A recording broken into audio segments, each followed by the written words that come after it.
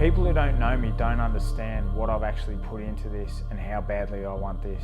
And if you think for a second that I'm even remotely worried about Kerry Foley or what he possesses, I'm well aware, I'm studious, I know what I'm coming up against, and there is no way in hell that I am letting this guy take away what I've worked so hard for. There's not a chance.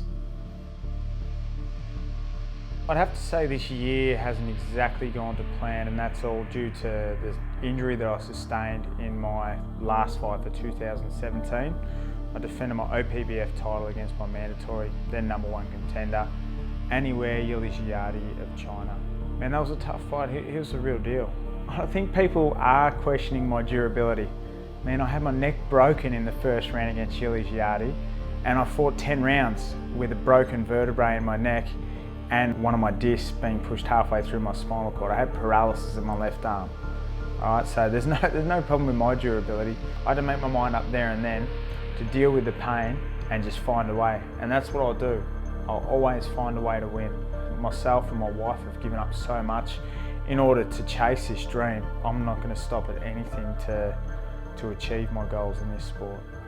My chin stood the test to Aaron Lay, Kerry Foley's did not. And I'm telling you now, Jayde, he hit a lot harder than Aaron Lay. Jayde is one of the most well-balanced fighters. I've shared the ring with Miguel Cotto, Danny Green, Sam Solomon. Jayde was the most well-balanced fighter I've been in the ring with, and one of the hardest punches I've ever faced. There's nothing wrong with my whiskers, mate. Nothing at all. If you were to call somebody out, who would it be? Probably Jayde Mitchell, mate. Now that would be a fight we'd love to see, Jayde Mitchell. Yeah, Jayde, mate, if you want to do it, let's fucking do it, mate. You and me in the ring, you know, we both think we respect each other. I'm a big puncher, you're a busy fighter, it'll be a fucking good Aussie fight, let's do it. I don't know whether the call out was ignorance. It seems to be because of the way that I fight.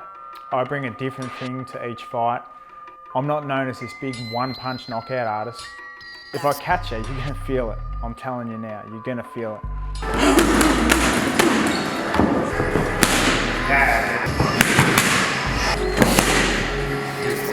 But yeah, I think the call out was because I've got what everyone wants.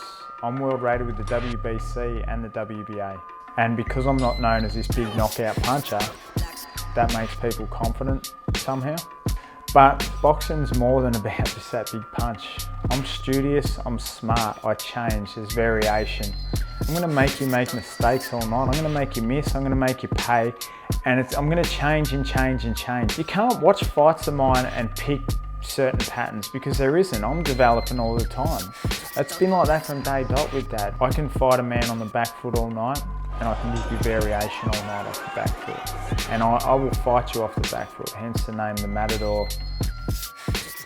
In this camp, I've brought in bigger, stronger guys, but then also I've been swapping guys. So I've got fresh guys coming after me the whole time. The work rate that I've been sparring at, I'm gonna be ready fight night. And then you've got Kane Watts, who, man, he's a monster. He hits so hard. He's just one of these guys who naturally is just ridiculously strong. Stop.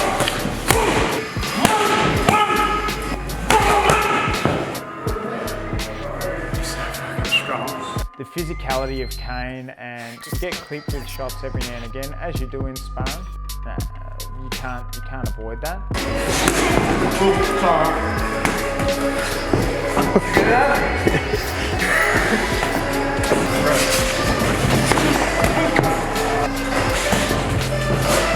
I like to spar with guys for at least a few weeks where you've got to walk through the fire, so to speak, so you've got to have those physical rounds, especially when you're fighting a physical fighter like Kerry.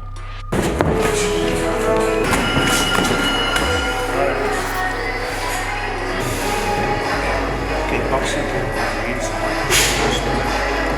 stand still. Lenifer through this camp has been absolutely wrapped because I'm finally listening to Lenifer and Coach Cook.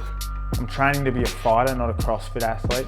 Even though I've always been extremely fit when I fight and my work rate's through the roof, in the past I've rocked up to the gym and I'm spent before I even get to the boxing gym. It's like flogging a dead horse. I'm just making time for recovery.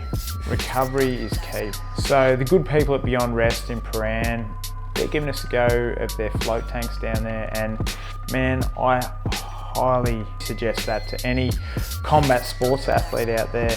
Just completely takes the load off your joints. I use it to visualise goals I want, visualise things in the fight, or I'll just go in there, I'll completely clear my mind. It's been amazing. A lot of cold water immersion as well. It's winter down here. We're right down the bottom of Australia. It's nice and cold down here on the Mornington Peninsula. The results have been great. My body's pulled up well, and this is the first time in my entire professional career that I haven't carried an injury into a fight.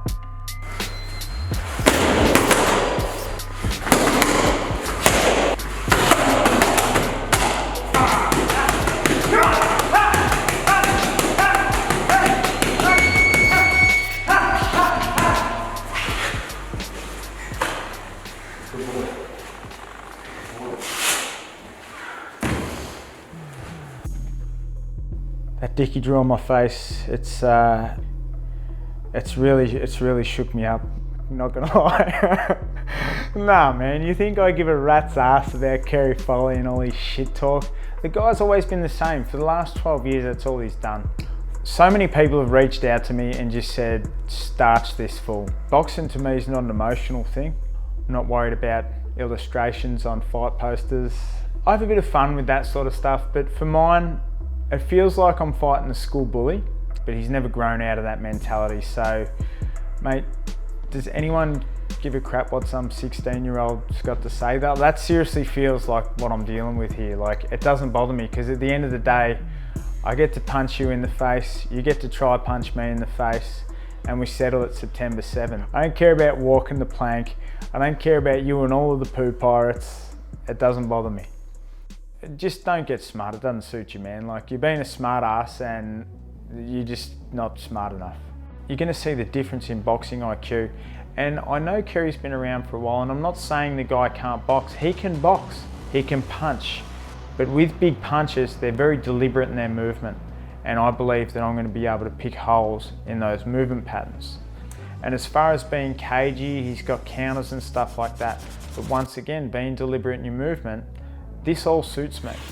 And I'm going to get the props I deserve after this fight. Because the Anywhere Yuli Jayde fight, I feel that kind of flew under the radar. But I feel I'll get the props from the Australian boxing public with a really good performance against Kerry Foley.